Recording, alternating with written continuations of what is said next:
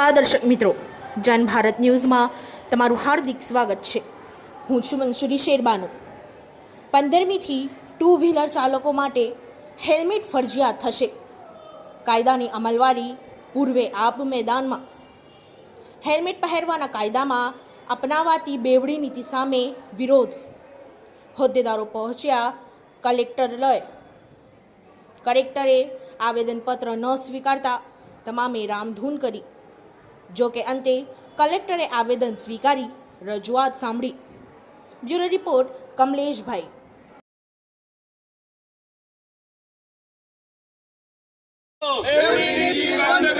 बंद करो बंद करो जय जवान जय किसान जय जवान जय किसान बंद करो बंद करो बंद करो बंद करो बंद करो बंद करो बंद करो बंद करो बेवड़ी नीति बंद करो बंद करो बेवड़ी नीति बंद करो जय जवान जय किसान जय जवान जय किसान जय जवान जय किसान इंडियन आर्मी जिंदाबाद।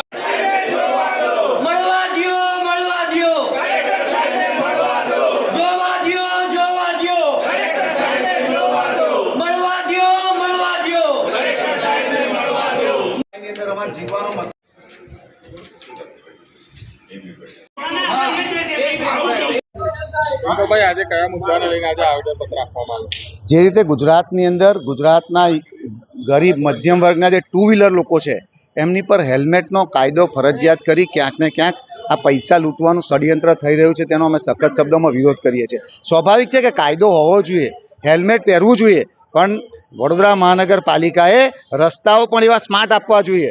પબ્લિકને તમે કહો છો કે નિયમોનું પાલન કરો, તો તમારા પણ વડોદરા મહાનગરપાલિકાના પણ કેટલાક નિયમો છે કે જે રીતે લોકોને સુખાકારીમાં વધારો થાય એવા રોડ આપો। આજે તમે જુઓ વડોદરા ખાડોદરા બની ગયું છે, એવા સંજોગોની અંદર તમે હેલ્મેટનો કાયદો લાવી લોકોને લૂંટવાનું ચાલુ કર્યું છે, એનો અમે સખત શબ્દોમાં વિરોધ કરીએ છીએ અને અમારી માંગ છે કે હેલ્મેટ એ હાઈવે પર રાખો। વડોદરા શહેરને અને ગુજરાતની જનતાને શહેરોમાંથી મુક્તિ આપે એવી અમારી એક માંગ છે।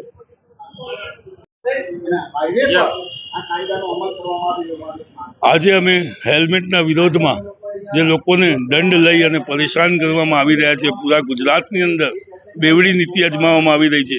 જ્યારે જ્યારે આ લોકોને પૈસાની જરૂર પડે, જ્યારે જ્યારે તંત્રને એમના તિજોરીમાં પૈસા ખૂટતા હોય, ત્યારે આ લોકો બહાર નીકળી પડે છે અને મોટા પાયે લૂંટ ચલાવી લોકો પાસેથી દંડની ઉઘરાણી કરે છે। દંડ મોટા પાયે લેવાનું કારણ શું? ખરેખર જો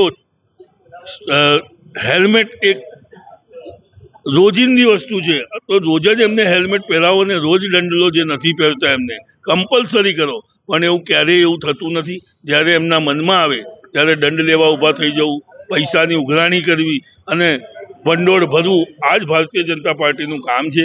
આજે અમે અહીંયા આવેદન આપવા આવ્યા છીએ।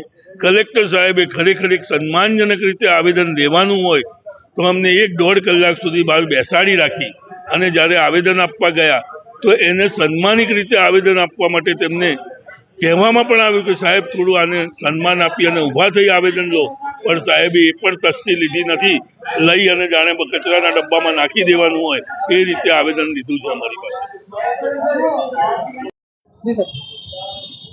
આજે કલેક્ટર ઓફિસ ખાતે અમે લોકો એક અરજી લઈને આવ્યા છે। અરજીમાં આમ છે કે તમે જોઈ શકો છો કે ગુજરાત રાજ્યની અંદર આ લોકોએ કાળા કાચ માટે, જે કારની કાળા કાચ હોય છે, અને હેલ્મેટ માટે એક ડ્રાઈવ ચલાવી છે। એ ડ્રાઈવ ચલાવી છે ફક્ત સામાન્ય વ્યક્તિ માટે ચલાવી છે એમ લાગે છે, કે સામાન્ય ફૌજી માટે ચલાવી છે એમ લાગે છે। તમે થોડા દિવસ પહેલા તમે જો 3 તારીખે હિંમતનગરમાં એક સૈનિકની ગાડી પર કાળા કાચ હતા તો પોલીસે એને ઢસડીને, મારીને, કૂટીને એના ઉપર FIR કરી દીધી, અને FIR કર્યા પછી પણ એમની ઉપર જે લોકોએ માર્યો હતો એની ઉપર કોઈ કાર્યવાહી નહીં થઈ। એની સામે તમે જુઓ રાજકોટની અંદર ABVPની એક રેલી હતી, જે ભાજપનો જે એક પાક છે એ લોકોએ જે રેલી કાઢી, એની અંદર લોકો ગાડીની ઉપર બેઠા હતા, દરેક ગાડીને કાચ કાળા હતા અને પોલીસના નિગરાની અંદર આટલી મોટી રેલી યોજવામાં આવી હતી અને ત્યારે કોઈ પણ પોલીસવાળાએ કોઈ એક્શન લીધી નથી। વડોદરા શહેરની અંદર ઘણા દિવસથી હેલ્મેટની ડ્રાઈવ ચાલે છે। હેલ્મેટની જે તમે પહેર્યા વગર જાઓ, એક સામાન્ય વ્યક્તિ જાઓ તો તમારે ઉપર તરત જ ચલણ કરી દેવામાં આવે છે, કોઈ પણ જાતની દલીલો સાંભળવામાં આવતી નથી। પરંતુ ગઈકાલે નવલખી ખાતે એક ભાજપ દ્વારા આવડી મોટી રેલીનું આયોજન કરવામાં આવ્યું, જેમાં 50થી વધુ બાઇકોએ ભાગ લીધો અને ત્યાં તમે જોશો કે ભાજપના મોટા મોટા નેતા પોલીસના મોટા મોટા અધિકારીઓ ત્યાં સામે હતા અને કોઈ વ્યક્તિની હિંમત ન ચાલી કે આ ભાજપના નેતાઓને એક વખત કહી દે કે ભાઈ જે તમે હેલ્મેટ કેમ નથી પહેર્યું અને કોઈનું એકેનું ચલન ન થયું. તો આ બેવડી નીતિ આ ભારત દેશની અંદર એક જ ડેમોક્રેસીની અંદર જ્યાં બધા જ એક સરખો ટેક્સ ભરે છે ત્યાં આવી કેમ ભેદભાવ થાય છે, કેમ આવી બેવડી નીતિ ચલાવવામાં આવે છે. અમે કલેક્ટરને આજે રજૂ કરવા આવ્યા હતા, પણ જ્યારે અમે રજૂ કરવામાં આવ્યા ત્યારે કલેક્ટર સાહેબ કહે છે કે આજે મારી પાસે ટાઈમ નથી, અમે આવેદન લેતા નથી.